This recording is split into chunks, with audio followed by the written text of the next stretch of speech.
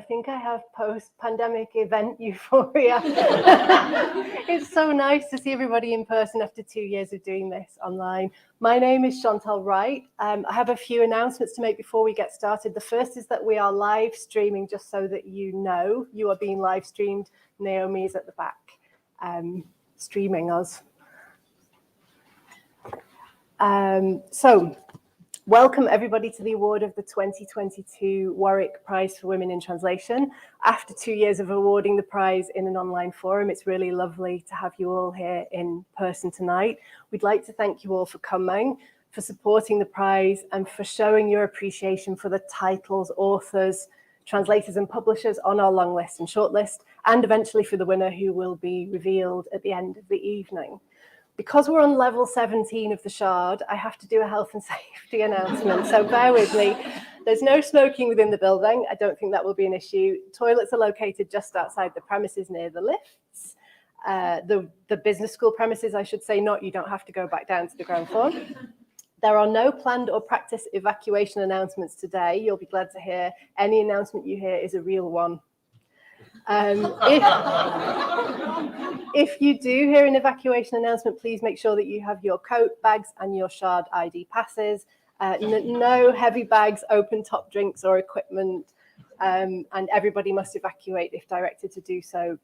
Business school staff will come to guide you to the evacuation point, which is inside the premises here, where we will wait for either the all clear or the announcement to leave the building. If we leave the building, staff will guide you out of the building and to the evacuation point, which is next to King's College London's Guy's Hospital campus. And if anyone here has a mobility impairment, please make yourself known to a member of staff as soon as possible after the alarm is sounded, and staff will be wearing high-vis jackets. Okay, thank you.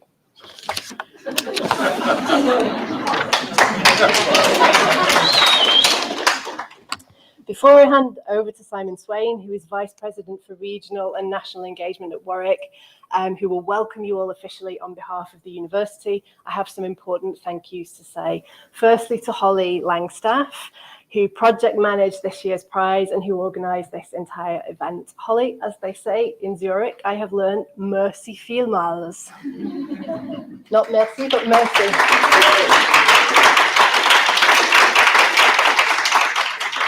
To our judges, Amanda Hopkinson, Susan Bassnett and Boyd Tonkin, who've been champions of the prize these past 6 years. Thank you for your dedication and your enthusiasm. We're thinking of Susan especially this evening, as she's currently ill and unable to be with us, but she has sent something for us to read, which I will do shortly. To our sponsors, the University of Warwick School of Creative Arts, Performance and Visual Cultures, the Warwick Institute of Engagement and the British Centre for Literary Translation, we really couldn't do this without your financial support. Thank you so much. I'd also like to thank Jonathan Claydon and the staff here at the Business School, and Ariana Altieri and Lucia Colachon for supporting the event this evening. Finally, our continued thanks go to the ever supportive and activist literary translation community in the UK, Ireland and further afield. You know who you are here in great numbers. Thank you. And please do enjoy the wonderful evening of readings to come. And I will now hand over to Simon Swain, who will say a few words of welcome. Thank you very much, Chantal. I haven't got a high-vis jacket, but you know, this isn't bad. Just in case there's an emergency, do look to me. Thank you very much, Chantal. This is such an easy event to introduce. It really is one of the most pleasant events which I get to do some official introductions for. And as Chantal said, I have one of those fancy job titles that universities have: engagement. What does it mean? I look after some of the things we do outside the university in normal language, and some of the people who are outside the university, I look after them too when they come into the university, with lots and lots of colleagues. We're very involved with what we do outside and bring people in. That's really, really important to us. This occasion is just an incredibly nice one and very, very easy. Just to say a few quick words about, only 5 minutes, no more than 5 minutes. And I wanted just to say, why do universities support? Why should we support this prize? And that, everybody, is an extremely easy thing to answer. We are a very international community. Not just saying that, it actually is true. If you come to our campus, you hear many languages. Many of our academic staff come from overseas. Many of our students come from overseas. So something which is international is extremely important to us. This prize is also about creativity. And if universities don't do that, what are they doing? It's about research, which is another form of creativity. It's capturing creativity. And that, again, is extremely important to us. We do, as you all know, have professional interests in translation studies in various of our schools. So it's extremely important to us to do something like this for them. Third reason, the foundation of this prize is about the fact that women authors were not being translated as much as male authors. Now, that's something which a university should really be trying to do something about. And I remain grateful to all the people who put this prize together to make it work, to make that statement. It's definitely something which we very much believe in. And those of you who are part of the university sector will know that universities have to do rather a lot more in terms of actually gender equality. But something like this makes a good public statement, and that's why it's very important to us. And there's a fourth reason why we should support this prize, which is we do like celebrations, actually. We all seem to be celebrating something at the university. There's been plenty of wine here and some rather good eats, which I've been investigating. So that's very good too. Now, I just want to say a few words of thank you. I know Chantal has done that already, but I think it's very important for me to do so representing the university. And I want to start with authors. Thank you, all of you who put in for this prize.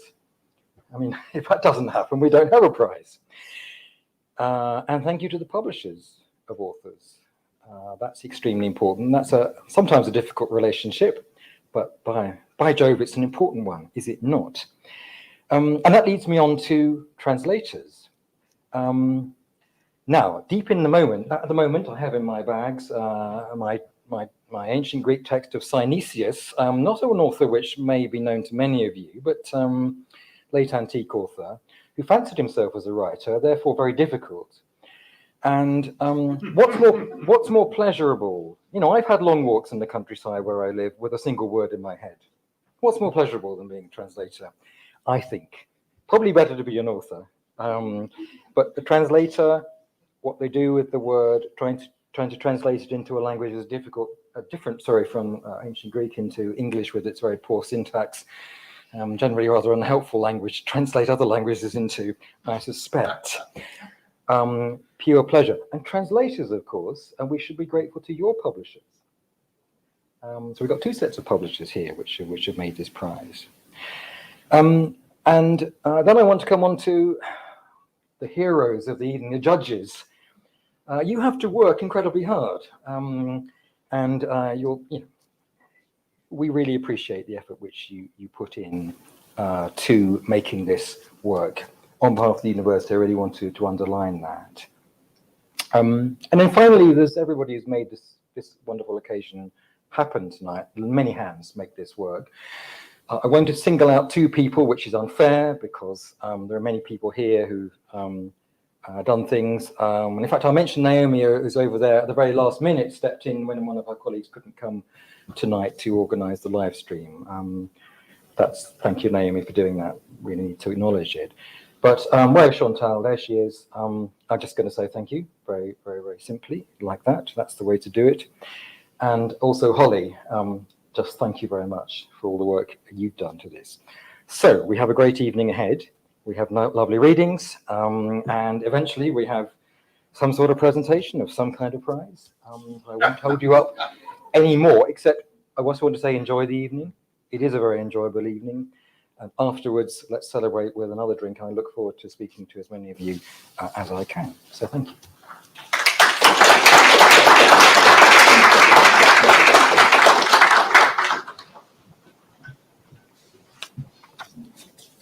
Susan couldn't be here tonight, but she sent me a short statement to read. I very much regret that I'm not able to attend today's ceremony. It is an important event for all concerned, and this year marks the 6th year of the existence of this prize. When a small group of like-minded women got together to try and launch the prize, I was proud to be part of that group, as it seemed to all of us that the translation of writing by women had been unduly neglected by Anglophone publishers and readers. Since its inception, the prize has surpassed all our expectations.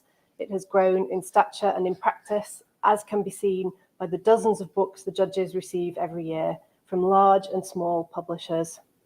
We are proud that we either shortlisted or awarded the prize to 2 women writers who've won the Nobel Prize for Literature, Olga Tokarczuk, who was on the shortlist in 2018 and 2019, and who received a special mention in 2018, and the wonderful Annie McDermott, who won in 2019.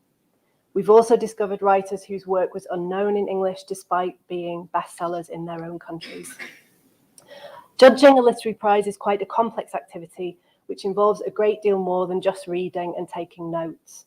Of course, the first step is indeed reading, so as to identify potential winners and to set aside books that are of lesser quality.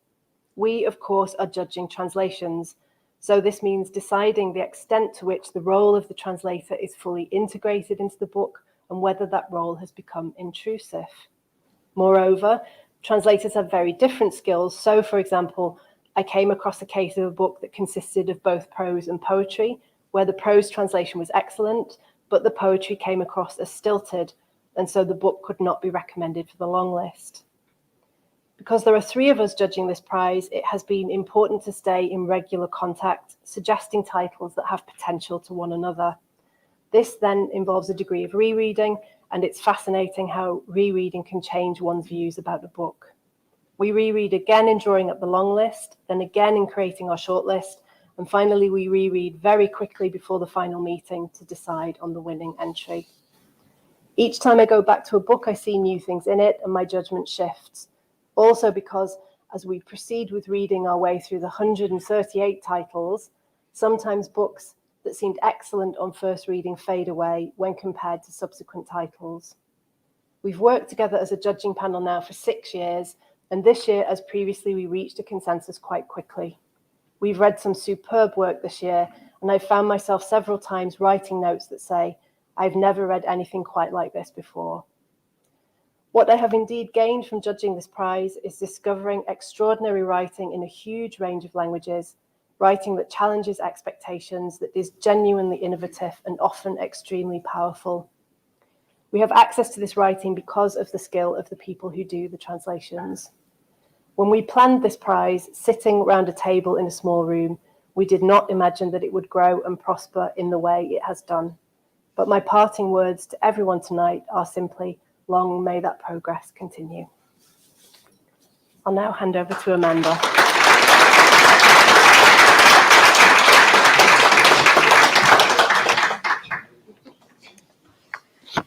Hello, everyone. Well, first of all, I'll start by responding to what Chantal was just saying, speaking directly after Susan Bassnett. I'd like to thank her from my heart and with the greatest respect for having persisted with judging this prize against the most adverse odds. She hasn't missed a single meeting or a single report or anything else that she needed to do. Even if you cannot be with us in person today, Susan, we know you are here in spirit. We salute your courage as we do your professionalism and expertise in playing a full part in the demanding reading and selection process as you have just outlined it. Regarding the Warwick Prize, there is again much to celebrate, including an increase in submissions, 138 as against 115 in 2021, and in source languages, 28 as against 23. It is a testimony to women's mainly new writing. There were a few, 2 or 3 books that were actually old translations of old books, but maybe we'll come to that later. They were anomalous but interesting, and a tribute to the translation expertise of both female and male literary translators in bringing the prospect of reading the world a little closer. In terms of celebrating this growth in diversity, on last year's long list, we had 2 books translated from Japanese and Russian, 3 from German, and a substantial 4 from French. This year, there are 2 each from French, German, and Spanish, and 1 each from Arabic, Japanese, Polish, and Swedish. In addition, we welcome first-time shortlistees translated from the Catalan, Georgian, Greek, and Hindi originals.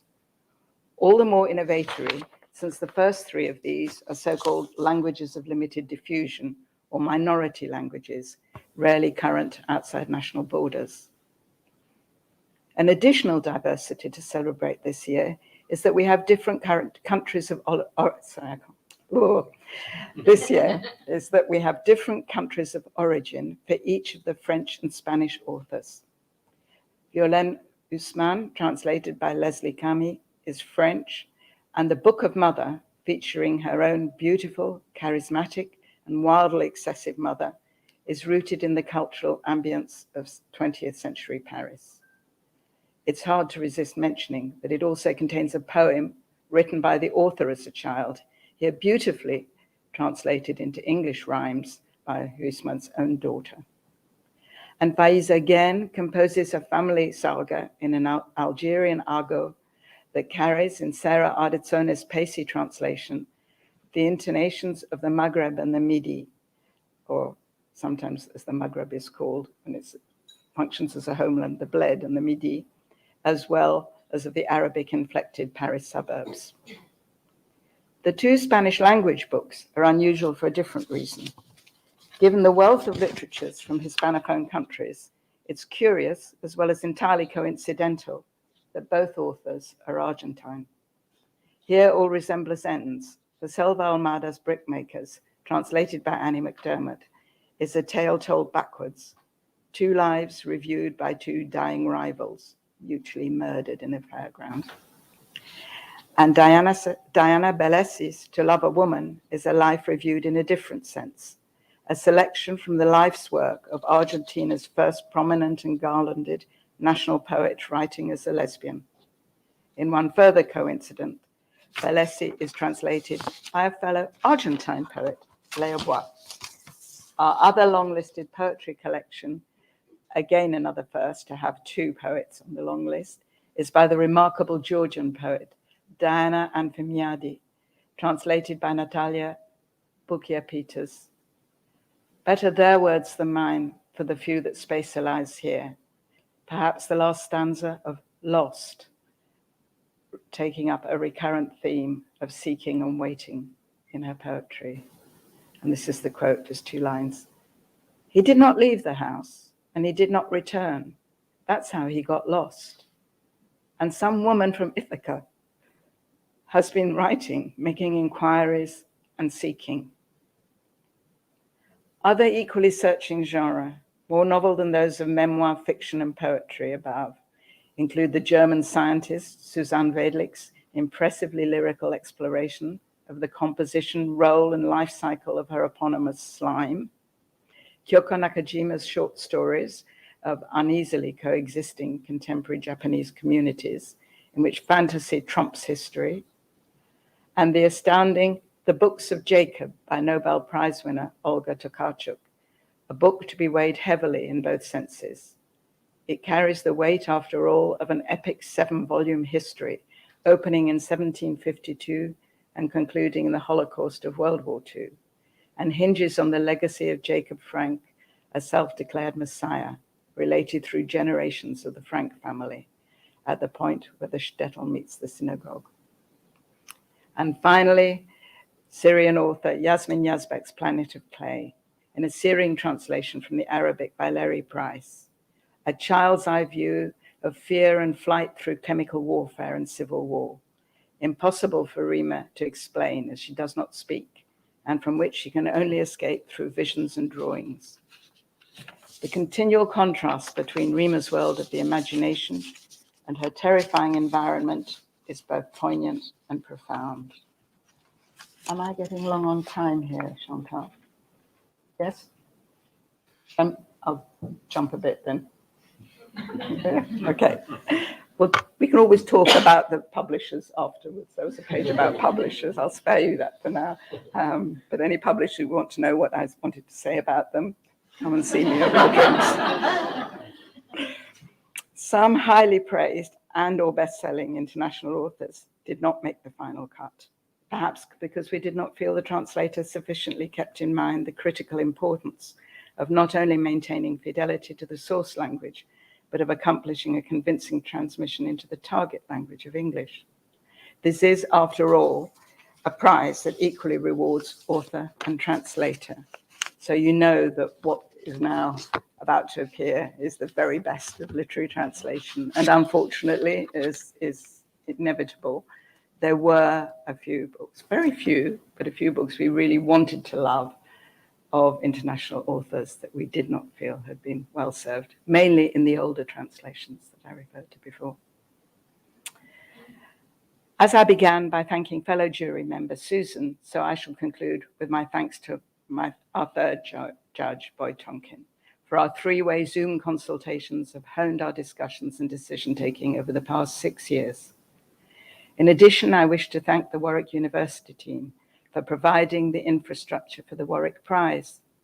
Throughout, we appreciate having been able to count on the leadership of Professor Simon Swain and the organizational input of Chantal Wright, and on Holly Langstaff's magnificent coordination. You describe yourself as the coordinator, keeping us all on the same page throughout the planning process. Rarely have so few been praised by so many, I think, but in a small gathering.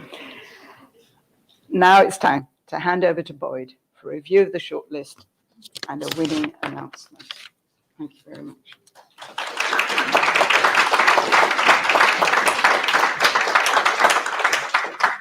I'm sorry to disappoint you all, I'm not Boyd.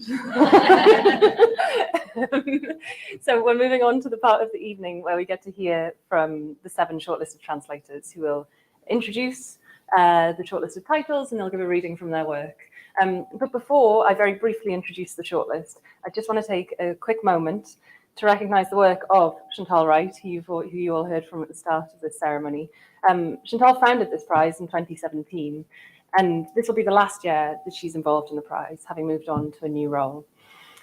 We heard in Susan Bassnett's comments earlier that the prize was created as the result of a small group of like-minded women getting together with the aim of addressing the gender imbalance in translated literature available to readers in the UK and Ireland. They include the blogger Maytal Rudzinski, Joanna Walsh, Katie Derbyshire, Rachel McNichol. And it was Chantal who took on the considerable responsibility for this prize and has championed it for the last 6 years. So I joined the prize in 2020. And in the 3 years that I've worked with Chantal, she's been a fantastic colleague and a fantastic friend. So I just want to say thank you to Chantal for all that you've done since 2017. And it's because of Chantal that we're all here today. It's because of Chantal that we're all in London tonight celebrating women in translation. So thank you, Chantal.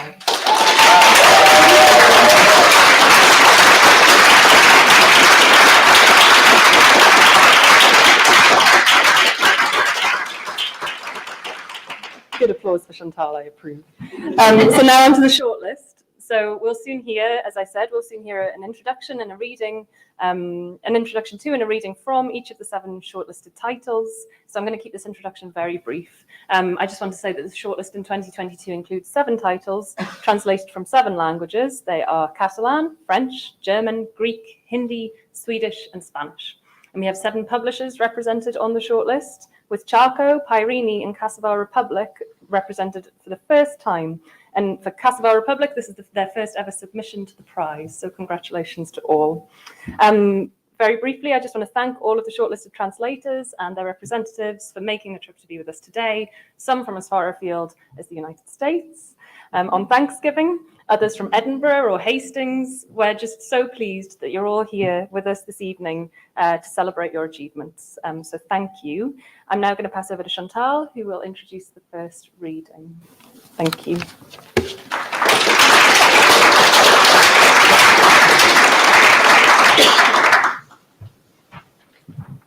So for the first reading, I'm pleased to invite Annie McDermott up to the stage to read from Brickmakers by Selva Almada, published by Charco Press and translated from Spanish.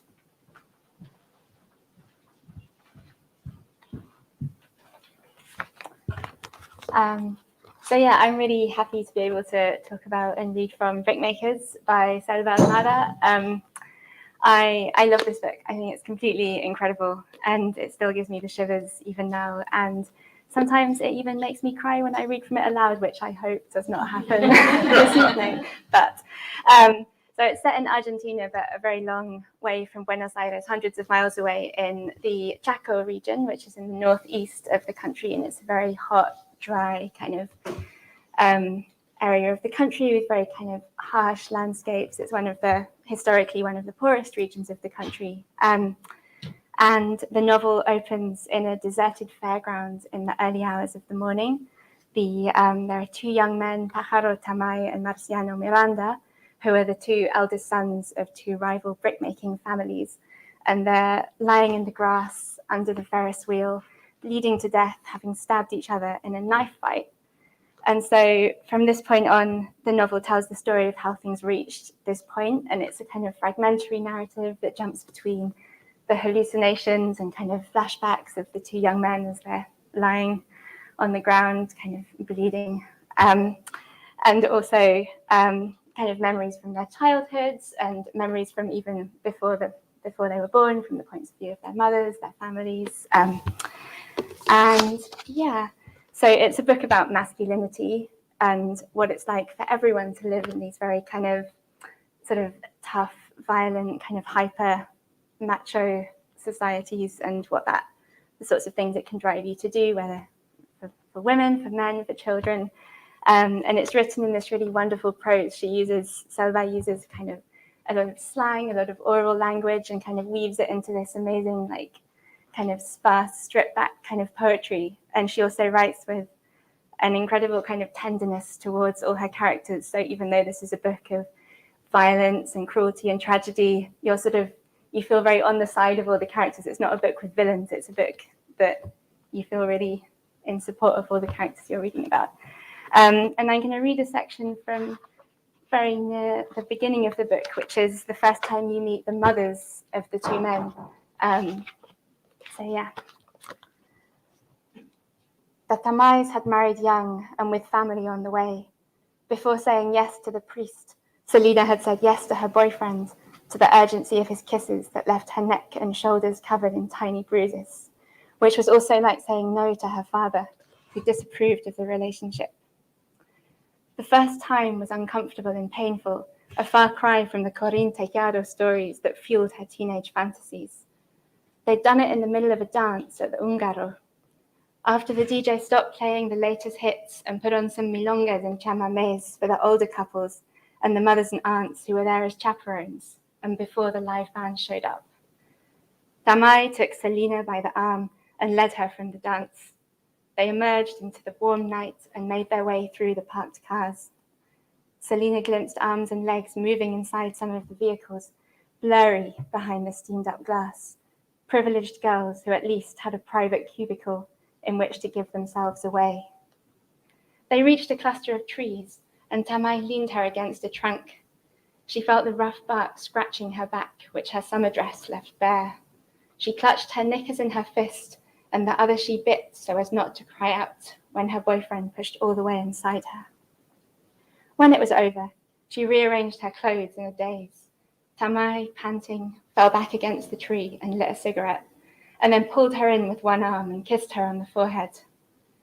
"Can't get pregnant standing up," he murmured. Estela Miranda woke before dawn.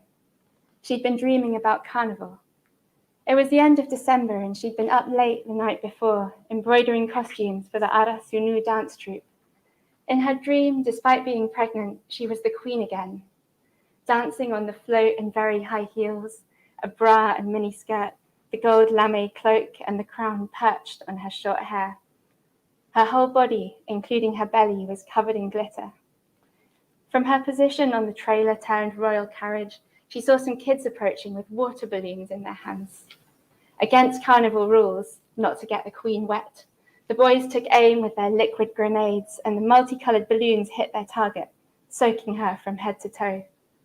Far from annoyed, Estela, who'd been the Hana Sandhu queen at several carnivals running and knew her way around the royal airs and graces, smiled and silently threatened them with her scepter, shaking her hips all the while to the rhythm of the drums.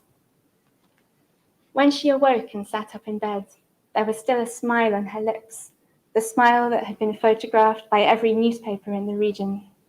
She switched on the lamp, and when she pulled back the sheets, a few sequins went flying. She must have carried them into bed with her after all the hours of embroidery. Her waters had broken, and the mattress underneath her was sopping wet. The other side was dry and empty, Miranda was off playing moose, which he did every night at the Imperial Bar. She felt her heart beating. She felt her heart beating harder, but it was joy, not fear. She knew exactly what she had to do. Get dressed, grab the little bag she packed 2 weeks ago, leave a note for her husband, walk the 2 blocks to the neighbour who had a phone. She was expecting her and knew Estella might come knocking at any time of the day or night and ask her to call a taxi. And take a towel too, to put on the car seat so she didn't dirty the upholstery. She'd been keeping the money for the journey separate in her purse. Everything happened just the way she'd planned. Never letting her carnival queen smile falter, she bore the first pains which came as she was at her neighbour's, waiting for the car. The woman offered to go with her to the hospital, but Estella said no, she should go back to bed. She'd already done enough. Estella Miranda knew full well, although you make children with somebody else, you bring them into the world alone. Thank you.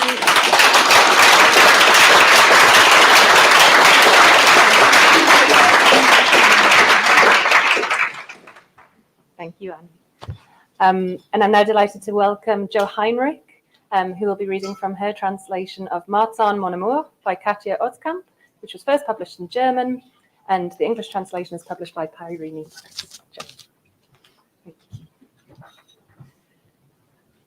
Hi. In 2015, after 3 books, Katja Oskamp's writing career was floundering. Her partner was suffering from ill health and her daughter had left home. A midlife crisis ensued and she ended up retraining as a chiropodist, a move that inadvertently gave her more writing inspiration and success than she'd ever imagined. She started working in a salon in the far east of Berlin. As she tended to her clients' feet, they would open up to her with their stories, and gradually the idea for Marzahn, Mon Amour came about. Each chapter is devoted to one of her customers, and together the vignettes that she creates form a tender and affectionate portrait of a community, and I think a reflection full of empathy on the human condition.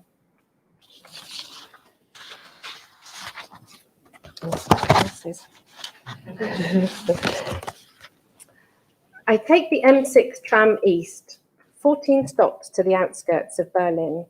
The journey lasts 21 minutes.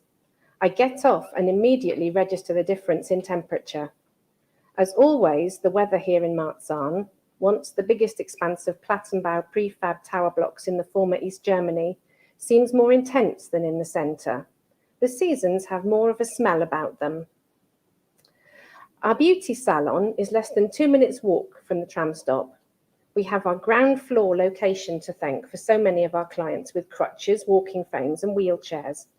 I look up, struck as always by the sense of being dwarfed by the 18 stories bearing down on the salon. Here, at the foot of this enormous building, is where I do my chiropody. I change into my white work clothes, take my sandwiches to the kitchen, make myself a coffee, get my room ready, and check the diary to see if anyone has cancelled or booked a last-minute appointment. And then the doorbell rings, 9:45. I hurry to the entrance, turn the sign from closed, red, to open, green, unlock the door and exclaim, "Frau Guser, step inside." Frau Guser parks her walking frame and hangs her jacket on the coat stand, breathing heavily. She waddles into the chiropodist's room with her shopping bag and sits down on the chiropody chair. I help her take off her shoes and socks and roll up her trouser legs. Together, we lower her feet into the footbath I've prepared.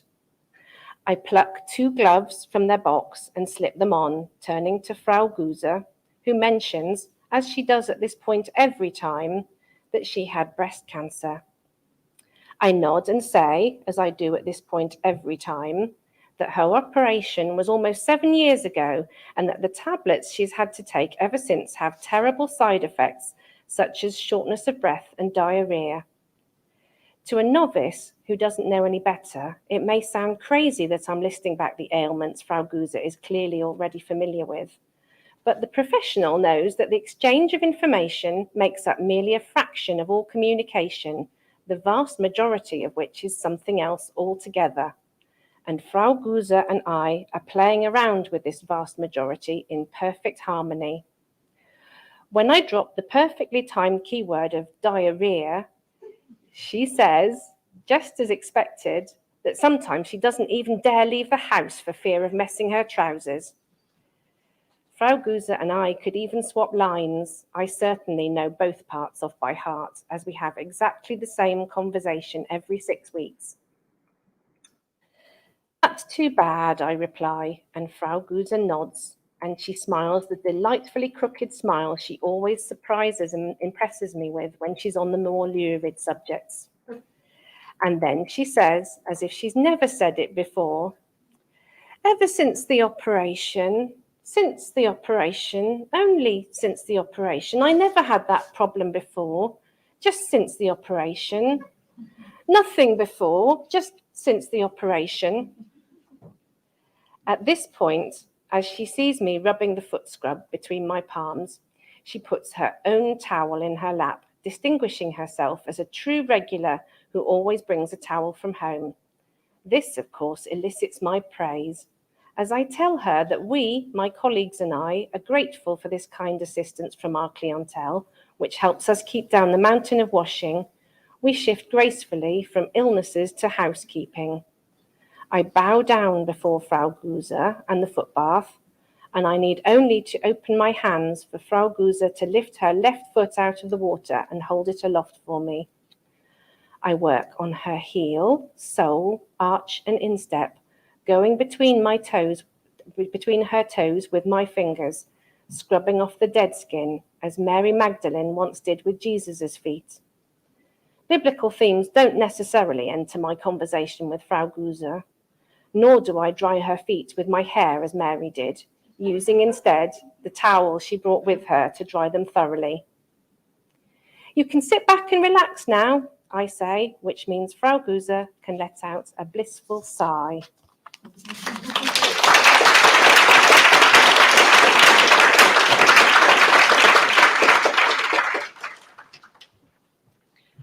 The next title on our shortlist is Men Don't Cry by Faïza Guène, published by Cassava Republic Press and translated from French by Sarah Ardizzone. Sarah.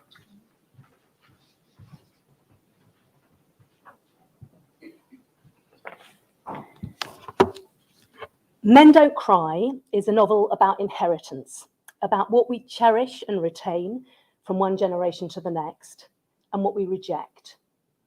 The Chanoun family lives in Nice. The parents are first-generation French-Algerian. Their children have grown up in a France that risks either sidelining them or relieving them of their heritage. Murad, our narrator, is caught between his elder sister, Dunia, the bulimic good immigrant who turns her back on her family to pursue a ruthless career in law and politics, publishing a bear-it-all memoir and going native by eating steak tartare. And his middle sister, Mina, a care worker who marries young and delights her mother with her manifest fertility.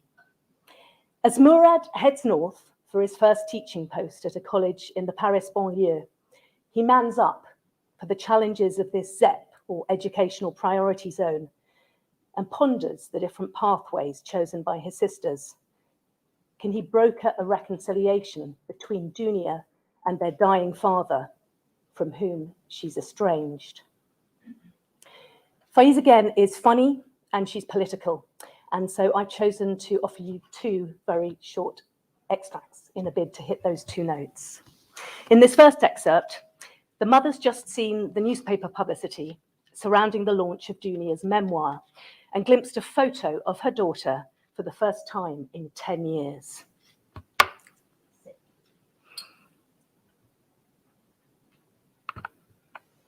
I'd forgotten to bring my mobile with me, not that anyone ever rang it.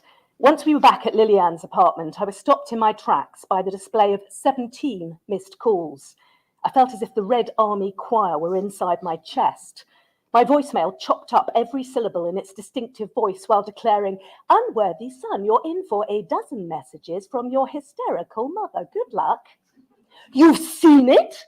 You've seen it, the newspaper?" began the first message. "Mina read the whole thing out loud to me. Ya Rabbi, Stuma! Dig my grave now, bury me alive in a hole somewhere in the garden, hide my face, cover me with earth. I'm already covered with shame." A voicemail Greek tragedy mashup.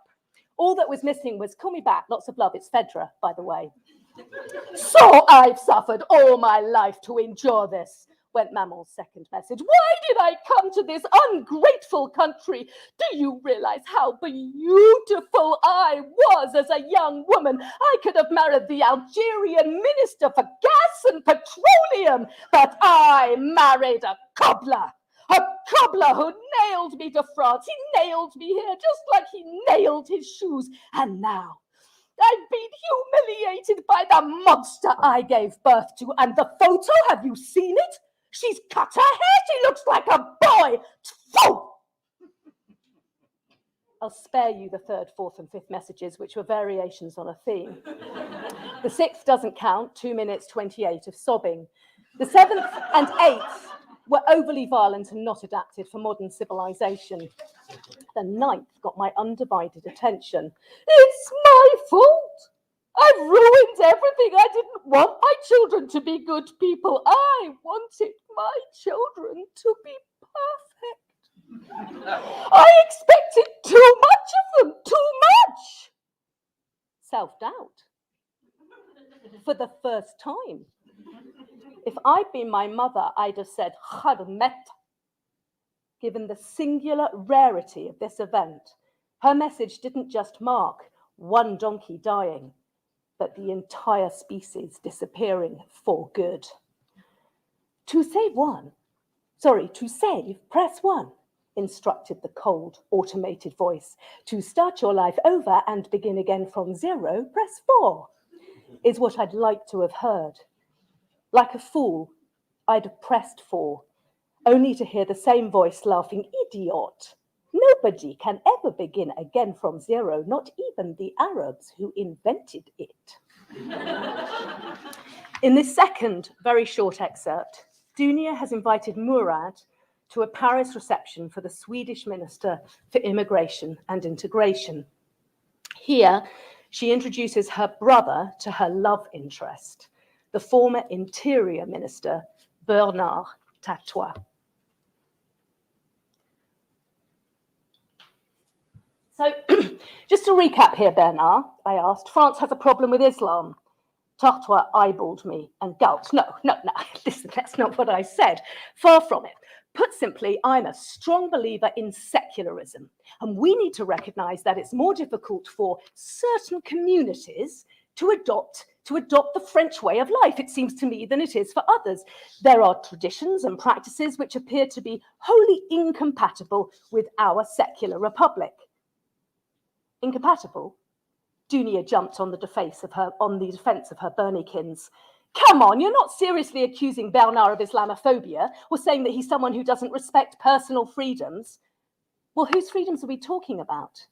Oh, please, don't try that with me. I fight for women's freedom, in particular, those women held hostage by an archaic patriarchal system which has no place in this country. Banning the veil in schools, for example, seems to me entirely justified. I can't begin to imagine why that would be challenged today. That's because you've got a personal problem with the veil. I have a personal problem with anyone who gets in the way of women being free. But that's precisely what you're doing by banning the veil at school. You can't say to people, be free our way. There's only one way to be free, and it's our way. That's an absurd idea. It doesn't work. It creates resentment and injustice. You say you're defending women. But what about the number of girls who've quit school because of this law? They've drawn a line through all their ambitions, as well as through their only chance of escaping this archaic system you claim to be fighting. No one's talking about imposing anything, declared Bernard Tatois, crossing his arms and staring at the ceiling.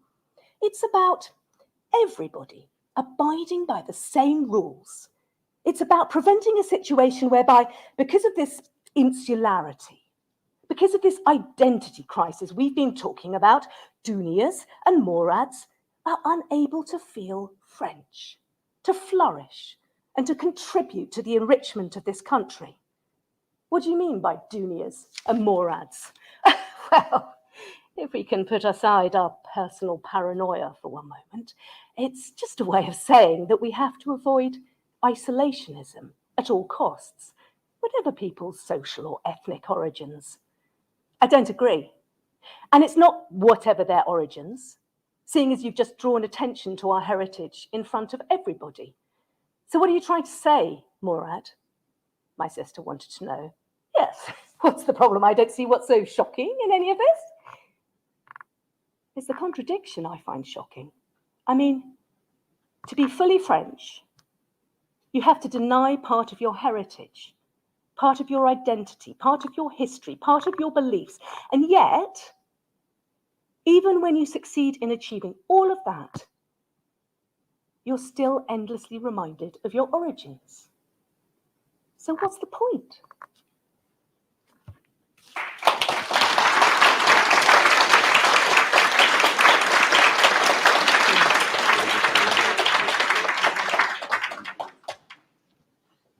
Thank you, Sarah.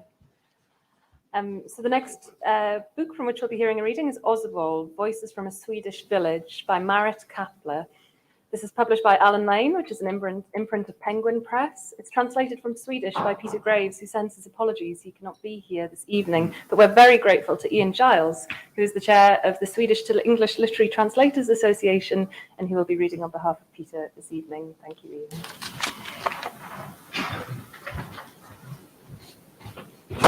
Thank you. Yes, Peter sends his apologies. You may have noticed with the 5-decade age gap that I am not he, and I'm glad that we've got that out of the way. Osebol, Voices from a Swedish Village, sees Marit Kapla interview the remaining villagers in an isolated community in Värmland, which is a Swedish province on the Norwegian border. It's a community in which she grew up herself and she knows well, and she allows the 40 or so villagers to speak for themselves, laying out their responses in short lines, as if in verse. If you haven't looked at the book out there. Each is given some 20 or 30 pages, but the only information that Marit provides is the name and the date of birth of each individual speaker. Beyond that, her own voice neither comments nor intrudes, although hers, of course, is the creative imagination that organises the weaving of the tapestry. It's a tapestry of everyday, often rather humble and undramatic lives, with their memories, nostalgia, moans, hopes, and regrets. It's a history of how a community changes over 90 years and how the changes are seen by those who choose to remain and those who choose to move on. In her perceptive review of the book, Sarah Wheeler wrote that the book conjures the Welsh notion of Hiraeth, apologies for the pronunciation, that soul-deep longing for the landscape of home. Kapla herself, in a brief afterword, says of the village, "It's only there that the horizon is in the right place." And I've got some little bits and pieces that I'm going to share with you, curated into an order that hopefully makes sense. First, the words of an incomer. Petra Lang, born 1978. I told my workmates I'd bought a holiday home. I said it's in Osebol. No one in Stockholm had heard of the place. Near Sturlet, I told them. No one has heard of that either. They think it sounds funny, be crazy like. I tell them it's in the Torsby district. They don't know where that is either. I say Branäs. At last, they begin to get some vague idea. And now, some residents. Anna-Karin Larsson, born 1972. I think you appreciate it more the longer you've been away. I can see there are days when it's magnificent, but otherwise, for me, it's just a bloody valley, sort of. Ulla-Lena Larsson, born 1934. People don't stay home with their children like they used to. I'll tell you something, everyone in our house was always busy, but there was always someone available. If it wasn't mum or dad, there was granny, grandpa, Uncle Axel, always someone. On the other hand, None of them had time to sit down and knit a pair of stockings. We got them from the shop. All the other children had hand knitted. That made me so miserable. One day, a woman asked Mum what was upsetting me. Because she hasn't got hand knitted stockings, she said. If you've got some wool, I can take it home with me and knit the lass a pair of stockings. I was over the moon when I got those stockings. But it didn't last more than a day. They were so itchy, they nearly drove me mad. The ones they got from the shop were nice and soft. Alva Jansson, born 1945. There's no one in Osebol now working in forestry. In a way, that's good. Everything they did, maybe 60 woodsmen in the whole winter here in Osebol, was done manually. They didn't have chainsaws or anything else. A chap sitting in his machine in patent leather shoes can get all that done in a day. They had huts out in the forest where they'd stay the whole week. It was no fun in the winter, with maybe 6 feet of snow, not easy to get to. They felled the trees with saws and had axes to lop the branches and a barking spade to bark the logs. Then along would come a two-man team with a horse and sledge and hauled it out. Lennart Olsson, born 1944. You can't live in the past, but it does look wonderful when you see an old film of working with a horse in the snow. But you should know what really lay behind that. Per-Erik Andersson, born 1940. Daniel at Sandvik had a kiosk and a filling station on the main square in Osebol. The kiosk was yellow, outlined with red. It stood on the corner and had a metal cupboard for cans of oil and the like, as well as the actual petrol pump. Before we got TV, that's where all the local men used to get together almost every evening to chat about anything and everything. It must have still been there into the 60s. Inga-Lill Holkström, born 1942. I'll never forget the time. Leif, who lived here just north of the bridge with his mum because he didn't have a dad. Once during a lesson, Leif hadn't put his hand up but was made to answer anyway. He didn't know the answer and the teacher said, "Well, I wouldn't expect any better. After all, he hasn't got a father." He said that in front of all the children. He said that and I thought it was awful. Perhaps it got to me because I didn't have a mother. Christer Larsson, born 1982. It's absolutely bloody obvious that wolves take elk. We've got plenty of wolves. You can see that when there's snow in winter, loads of tracks. But it's not very pleasant knowing that they might be round the corner. We've got a bear too, roaming around the district. Been around for at least 10 years or so. Finally, Karin Håkansson, born 1926, died 2017. Certain movements make it hurt so much, but I have to accept it. It's just a trifle, really, just a trifle. It was such a fine afternoon. I was feeling so well that something was bound to happen. Sometimes I think it would be better if I took a flat in Torsby. But then I want to stay in Osebol too. That's where I've lived. Thank you.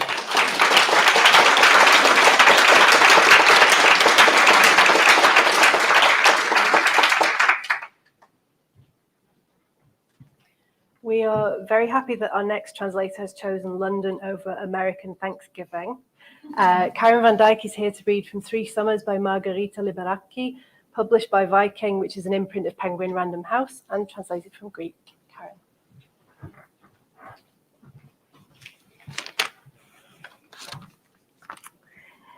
Thank you, Holly, Chantal, Amanda, Boyd, Susan, for all the work and reading that has made this celebration possible. And also Isabel, my publisher, who gave this classic Greek Little Women a new life. 3 Summers by Margarita Liberaki is a novel about 3 sisters growing up outside of Athens during World War II. But the violence and hunger of those years in Greece are barely registered. Instead, we get the suspense of falling in love and family secrets, what it might mean to become an artist or a writer for a girl, and all the possibilities that the natural world offers: olive trees, red poppies, goats, meadows, the moon. It's a book we can take refuge in when things are crazy outside. The book has 3 parts that cover 3 summers. And I'm going to read a bit from the first summer about Maria, the oldest sister. Perhaps I like this passage because I'm the oldest sister in my family, too. Also because of the way Maria zigzags, wanders down the road in a completely sort of zany fashion, much the way the story wanders from one character to another, from one event to the next. And although the novel is actually mainly in the voice of the youngest sister, the one who actually becomes the writer, the one that Liberaki sort of models herself on, or the other way around, here we are actually in, and that's Katerina. Here we find ourselves in Maria's head, this older sister. And then in the young man's whose goat she needs. And then in Maria's again. And there's these like long sentences that wander back and forth. At the end of the translation, I include a glossary so readers can learn some Greek. In this passage that I'm going to read, it's perhaps useful to know that the name of the neighborhood Maria is walking to, Helidonu, refers to the female swallows that nest there. Also that Felacha, the name of the goat, is an Egyptian word for farmer. Greece, situated at the crossroads between East and West, means that Greek novels often mix Egyptian, Turkish, French, English, and German. And this multilingualism is really something I wanted my English translation to have. I also wanted it to have a sense of history, however unspoken. Although the only explicit message in the novel, like the only reference, is to the Spanish Civil War. Working on the glossary, I realized that the fire mentioned in Tatoi was actually one set by the left in 1945 to burn down the royal palace at the start of the Greek Civil War. History is around the edges of this book, the fire licking at the outskirts of these girls' lives. I wanted my translation to make this available to my readers so that they could get lost in the luscious eco-sisterhood of those summers, but also have a sense of what getting lost was getting lost from. I'm going for a walk, Maria said after a bit. Mother asked her to pass by Kritikos to see what had happened in the end regarding the mating of Felacha, our goat. Kritikos had a billy goat, and he was supposed to lend him to us for a few days. He was asking I don't know how much wheat in exchange. Tell him that he's asking much too much, Mother said. It's not as if we're going to eat this billy goat. Offer him half. She took the road that went down to Helidonu. It was a strange road because it was really 5, each one parallel to the next and separated by rows of olive trees. Looking down, you saw 6 rows of olive trees divided by spaces of earth. A whole crowd of people or line of carts could pass by here. As Maria went down the slope, she switched from one road to the next. She would be on the left side looking over at the rows of olive trees to the right, and then, without trying, she would find herself on the right side looking at the olive trees to the left. This zigzagging took longer, but she wasn't in a hurry. By the time Maria had arrived at Kritikos, the sun was high in the sky. Excuse me, she stood at the doorway undecided. What do you want? A young man asked. Kritikos, I wanted to ask him about Felacha, about the billy goat, that is, if he'd take half. Father's at Gekas's at this time of day, having a drink, but you can tell me, it's the same thing. You're Mr. Dimitris' granddaughter, aren't you? From the house in the meadow. Yes, from the house in the meadow. Kritikos was going to give us the billy goat for a few days, and Mother said, is your goat wanting? He interrupted. Wanting what? The billy goat. What else? I mean, is she in heat? His eyes fastened on hers. I don't know, she said without lowering her eyes. How should I know?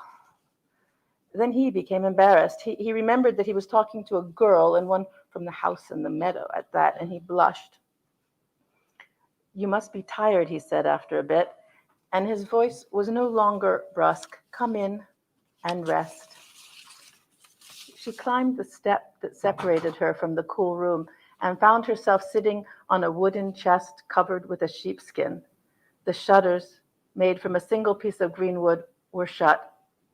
He was so sturdy, like a piece of well-chiseled stone. His nose, his chin, his forehead were composed in straight lines, his shoulders and soul too, not a curve, whereas her body was all round, with sweet, smooth curves and rises, gentle like the earth itself, longing to partake of the other.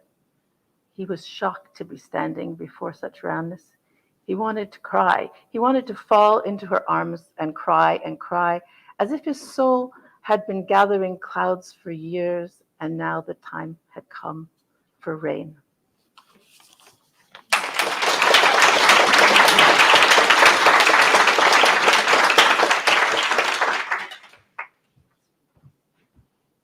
Thank you, Karen. So now for the sixth title from the shortlist, which is Tomb of Sand by Geetanjali Shree. This is published by Tilted Axis Press, and it was translated from Hindi by Daisy Rockwell. Unfortunately, Daisy cannot be with us this evening, but we are delighted to have Hana Sandhu from Tilted Axis Press, who's going to give the reading on this title. Thank you, Hana. Thanks, Holly. Yes, Daisy sent her apologies. She's in Malaysia, and it's currently 3 a.m., so she's trying to stay awake for this announcement, but we'll see. Tomb of Sand begins with an 80-year-old woman in northern India who slips into a deep depression at the death of her husband, then resurfaces to gain a new lease on life. Her determination to fly in the face of convention, including striking up a friendship with an Isra person, confuses her Bohemian daughter, who is used to thinking of herself as the more modern of the two. She later insists on traveling to Pakistan, simultaneously confronting the unresolved trauma of her teenage experiences of partition, and reevaluating what it means to be a mother, a daughter, a woman, a feminist. Shree's novel is both playful and exuberant, whilst being an urgent and timely protest against the destructive impact of borders and boundaries, whether between religions, countries, or genders. Now I have Daisy's permission to read this passage. That's how forgetting works. You can forget whatever you wish to, even that you'd wish to forget. A border is drawn all around that memory, and no method remains to reach it any longer, provided that you don't stagger across, on purpose or not. And even if you do stagger, that initial memory doesn't remain. It's a reinvented memory. A bit like when they say that before becoming a fetus, you were someone else who was born again, but now in this life, your personality has been made anew by the day-to-day. The one who was reborn, that's not you, you're someone else, bound to that other by memory. If the memory comes, so the mouth falls open, gaping, and eyes pop at both the forgotten and the new. Because there's a new world over the border, whether you go backwards or forwards. As when the two women in the story arrived in Khyber, it was completely new, and the dangers were new, even though they said it had also been dangerous before. Lines get crossed like conversations, if they're not a presentation in a seminar. Time and order get jumbled, breaths and sights and smells and tastes and wheels and Catherine wheels and prose and poetry too. This is why the wind roars, because it knocks into everything, then gets wounded and falls back, and there too it collides with wind. Wind is memory, it is a question. One should definitely remember and also question where, how, that which was, like that, so then. There is questioning and memory in walls, in words, in sights. They are cracked, they've fallen, they get up again. What's it to me? Who am I? Which way to my village? What are you staring at so hard? These aren't the questions whose answers you memorize, pull together, and write down in your exam booklet. Get your results. Real questions don't have answers. Where is our India? This is spouted on, but even those who go on and on with this hardly know the answer themselves. The thing is that the question isn't about the big and great, vast, great, outspread, large. The question has to do with smallness. It's in the territory of little and slight and details. In fact, it really isn't a question at all. One must look, take note, pay attention, study, notice detail. One tree standing apart in the jungle, a face flickering in a large group, the memory of malice that arises for a moment on a sympathetic face. a tiny wrinkle peeking in the elevator from amongst the makeup and paint. The rest that's talked about is for covering up what has been said, obscuring detail. That which is far is hidden far away. Look up close if you must. That's the only thing that will take the sight far. The ant slips through the wall, it sneaks into the crack, and crosses over to the other side by digging a hole with its breath.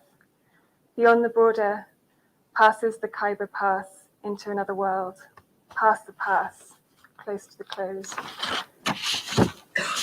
If the family had looked close, they would have noticed the intentions of others. If they hadn't been so wrapped up in themselves, they would have noticed many details. Questions would have arisen, or they would have raised them. Of course, they noticed nothing, entrenched as they were in their own preconceptions, sure that Ma should come back here, or that she should stay over here. How could they have foretold that one day she herself would say, I must go?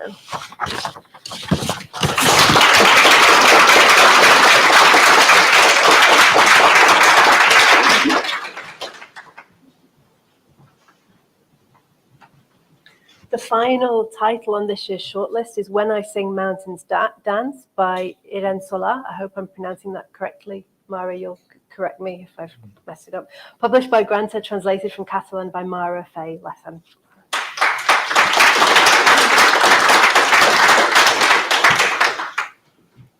I've got somebody else's notes here. Hello. Canto jo e la montagna balla.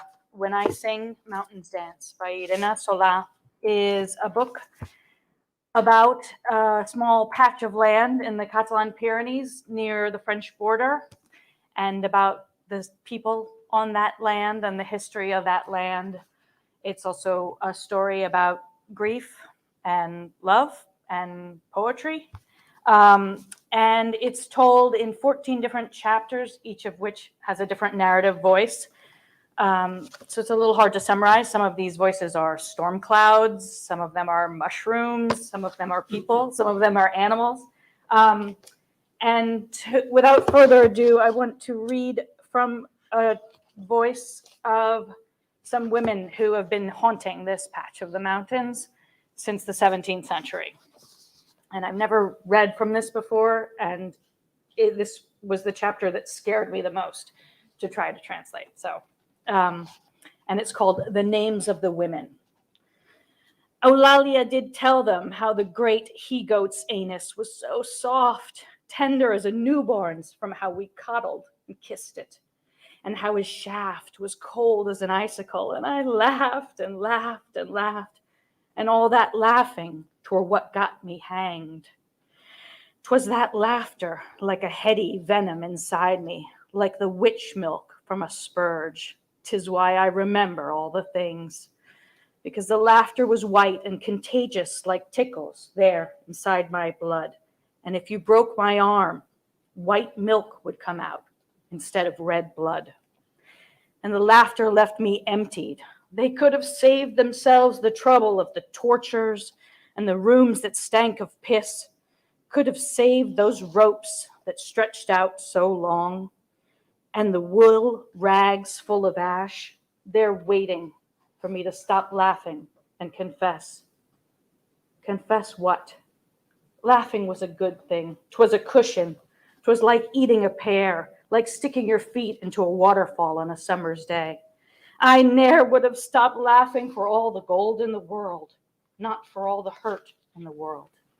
The laughter unhitched me from the arms and legs and hands, what had been my loyal companions till then, and from the skin I'd covered and uncovered so many times, and it washed away the pain and grief over things that men can do to you.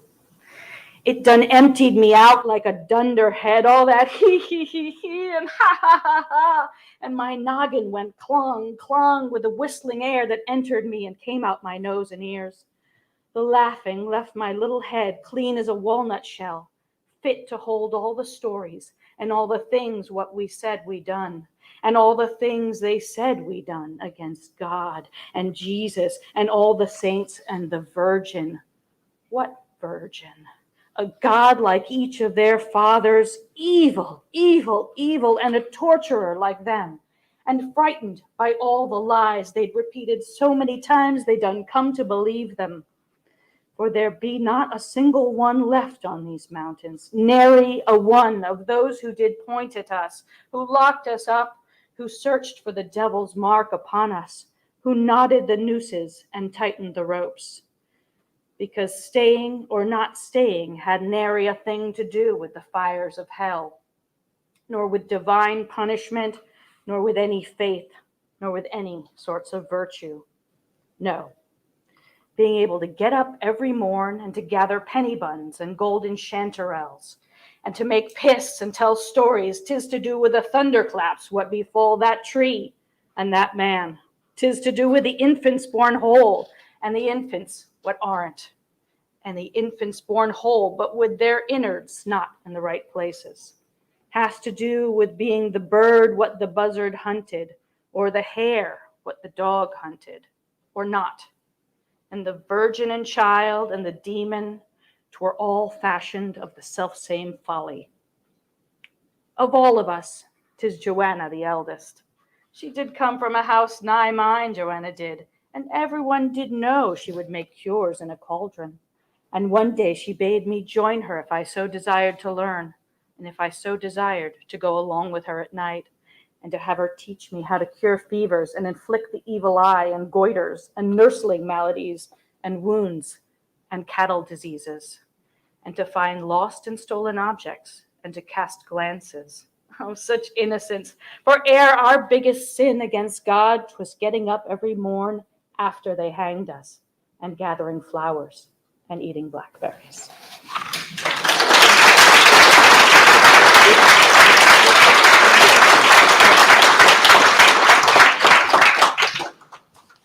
Thank you to all of the shortlisted translators and their representatives for those wonderful readings. I'm now going to hand over to Boyd Tonkin, our third judge, who's going to talk about shortlist and then award the prize. So thank you, Boyd.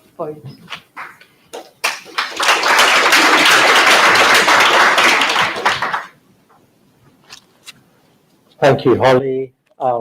Thank you for all your help, which has been absolutely stalwart and invaluable. And thank you to Chantal for now successive years of mentoring, encouragement, protection, and inspiration for what is, and I hope will remain, a really unique prize. We haven't been here for 3 years, and it's fantastic to be back. It's fantastic also to hear the music of those wonderful readings. Voice is everything in literature. Voice is everything in translation. And hearing those incredibly nuanced and sensitive and powerful extracts, I felt confirmed in the choices that we made of the shortlist. Obviously, I should also thank my fellow judges, Susan, who has worked so hard and so consistently to take a full part at every stage of this prize, and Amanda, who, as always, has been an absolute fount of knowledge, wisdom, and guidance. Now, the Warwick Prize is a house with many mansions. It's an award that welcomes every kind of literature, that has a single defining condition, which is the gender of the original author, not the translator. And as a result, it produces a field of entries which is staggeringly wide and covers every possible kind of literary endeavor. You've heard about the process that led, first of all, from our 138 entries to the long list of 13.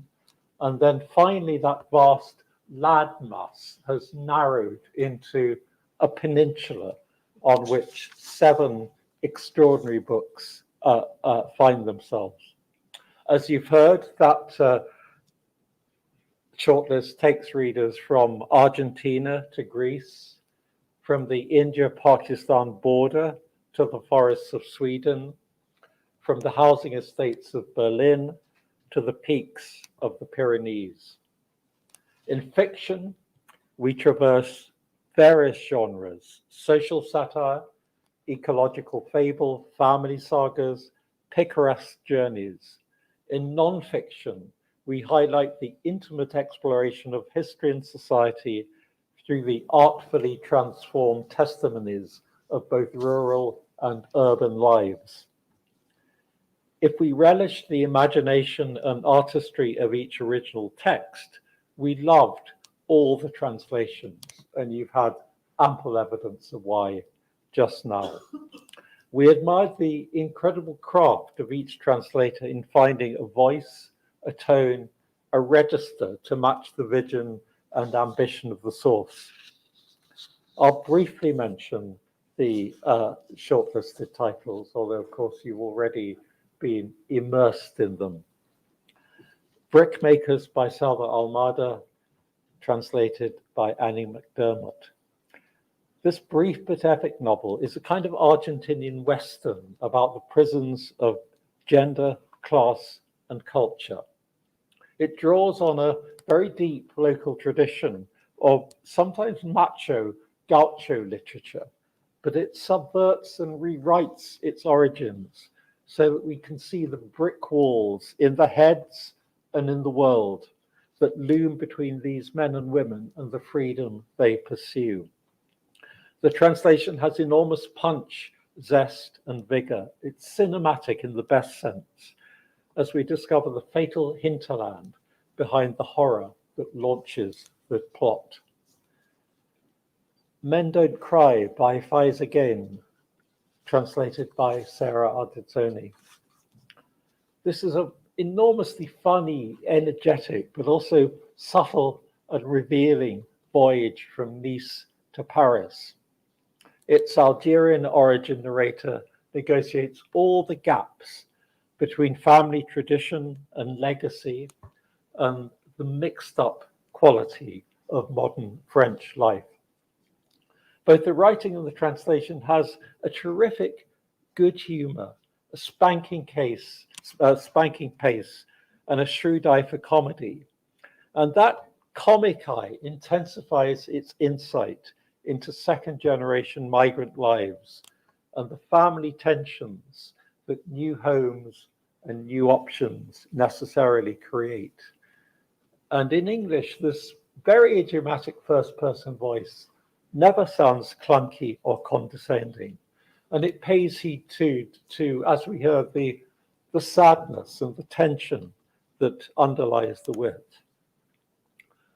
Osebol, Voices from the Swedish Village by Marit Kapla, translated by Peter Graves.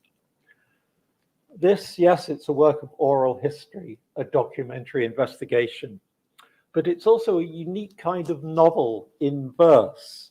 It gathers interviews, as we've heard, from all the surviving residents of a remote woodland village in the province of Värmland, and it lays them out as a form of very spare, terse, but powerful poetry.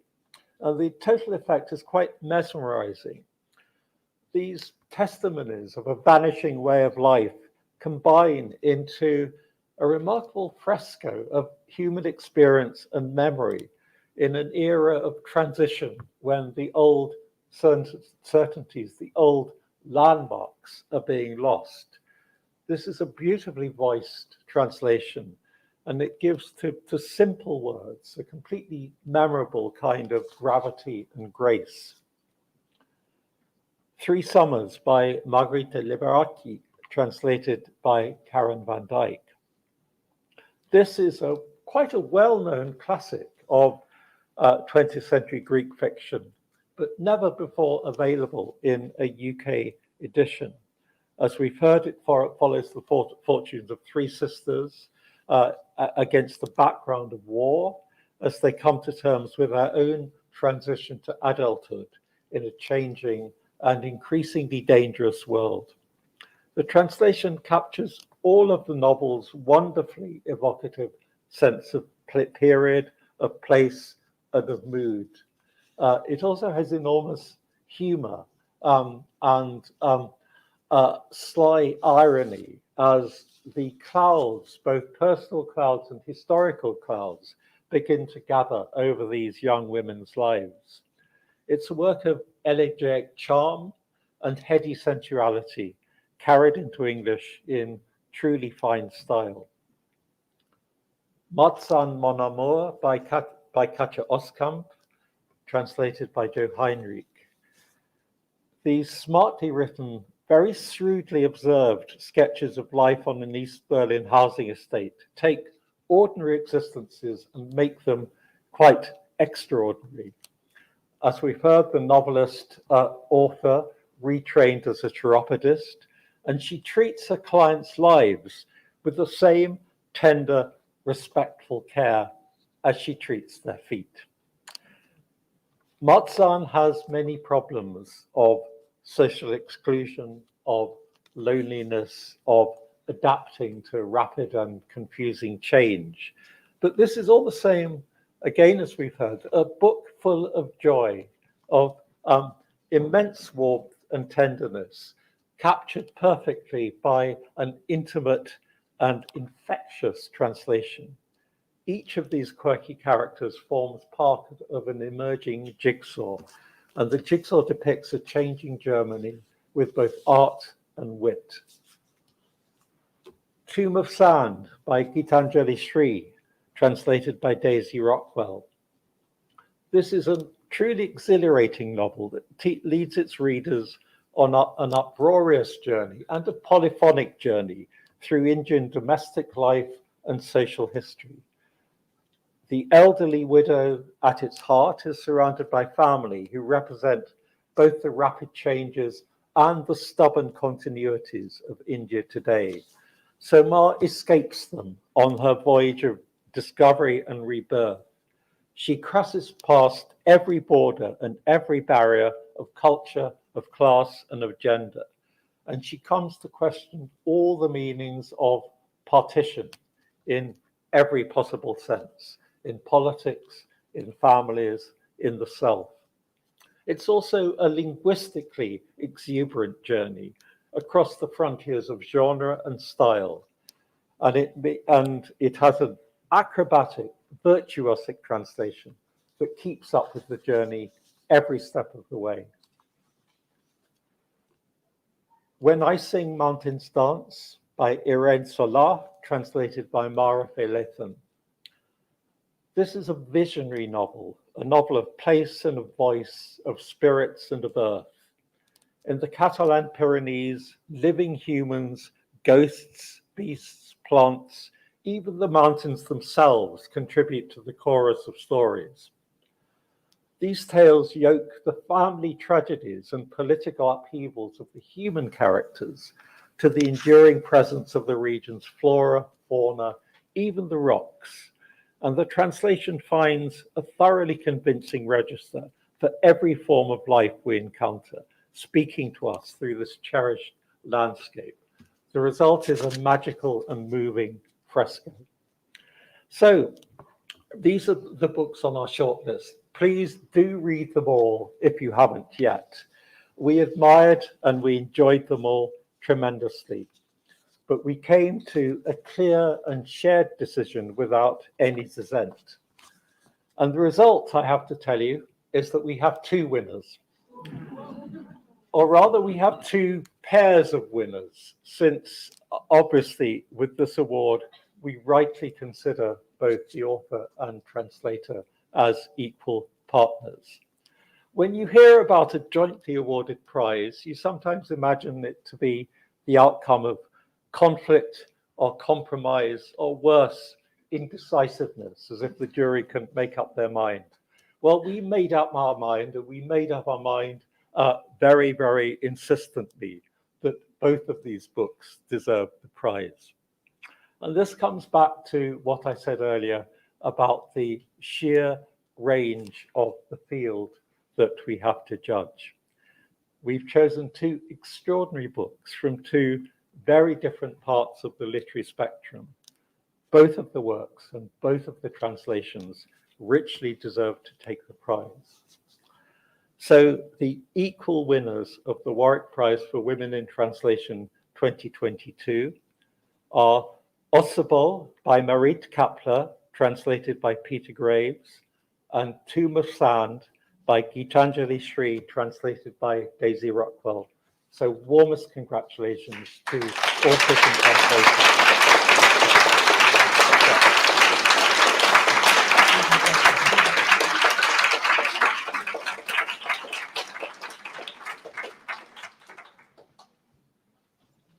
And I have these rather magnificent packages to pass on. That's. I'll take it.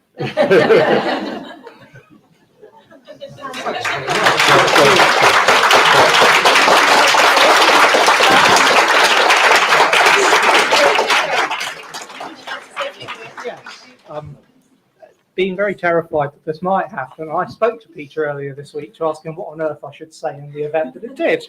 It's lovely to be sharing with Geetanjali, who I had dinner with in August in Edinburgh. Yes, so Peter isn't here this evening, but it's a real pleasure to receive these flowers on his behalf, and Marit Kapla as well, who I believe is at an event in Sweden tonight. But let me offer both their thanks to the judges. Peter told me he'd been drawn to this project. He actually once cycled through Osebol about 50 years ago. And more than once while he was working on this, it occurred to him that he might one day on that trip have passed by characters from this book standing on the roadside.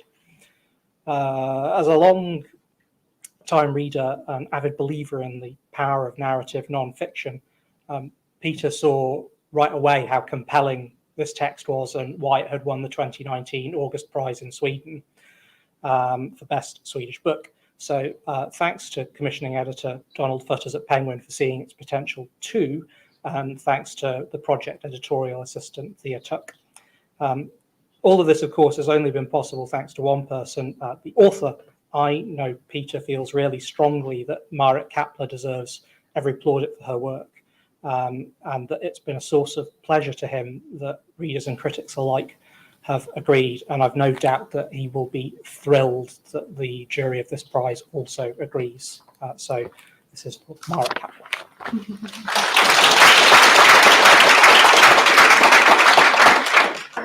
Yeah, just to echo, I'm pretty sure Daisy has fallen asleep. She will be, her and Geetanjali will be thrilled by this, and honoured to be in the company of such incredible nominees and fellow winners. Yeah, this book has taken us all on quite a journey. It's a feat of lyricism, craft, and borderless imagination that expands what we think of translation and translated literature. And yes, thank you to the judges and to Holly and Chantal for being such amazing hosts. Thank you very much.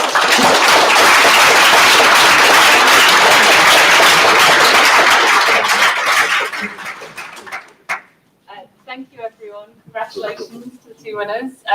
There's more drink, and there are still time. And we have some time, so please join us for a drink, and yeah, we'll continue the celebration. Thank you all very much.